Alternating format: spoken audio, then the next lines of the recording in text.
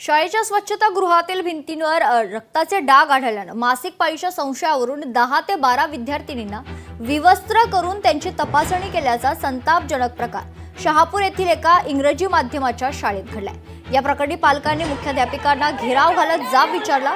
त्यांनी दिलेल्या तक्रारीवरून शाळेचे 2 विश्वस्त, मुख्याध्यापिका, 4 शिक्षिका आणि मदतनीस अशा 8 जणांवर पोक्सो अंतर्गत गुन्हा दाखल करण्यात आला।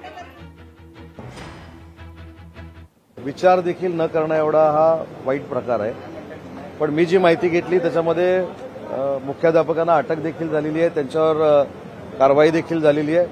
पण अशा पद्धतीच्या प्रवृत्तीनं विद्यार्थिनींना वागवणं हे काही योग्य नाही आणि असा प्रकार पुढच्या कुठच्या शाळेमध्ये घडू नये अशा पद्धतीची कारवाई त्या मुख्याध्यापकांवर केली जाईल। एखाद्या मुलीला पाळी आली किंवा काय, तुम्ही त्यांची आई बनून तिथे त्यांना संरक्षण द्यायचं असतं, त्यांना शिकवायचं असतं, त्यांची काळजी घ्यायची असते का? अशा प्रकाराने त्यांना निर्लज्जपणे त्यांच्याशी वर्तन करायचं असतं?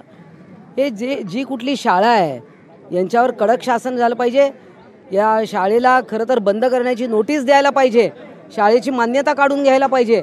म्हणजे इतक्या निर्लज्जपणे हे सगळे कसे वागू शकतात? जे कोणी मुख्याध्यापक असतील त्यांना बरखास्त केलं पाहिजे, त्यांना बाजूला काढलं पाहिजे। या पुरोगामी आणि प्रगतशील महाराष्ट्रामध्ये अशा पद्धतीने जर झडती घेतली जात असेल तर ते योग्य नाही, मग एक अयोग्यच आहे, हे चुकीचं आहे आणि जी काय कारवाई त्या ठिकाणी करायची ना अशा पद्धतीने तुम्ही महिला मुख्याध्यापक असतील अशी माझी अपेक्षा आहे। त्यांना जर या गोष्टी कळत नसतील महिला असताना सुद्धा, मग त्याला आपण काय म्हणायचं? त्यामुळे त्यांच्यावर कारवाई होणं अतिशय महत्त्वाचं आहे।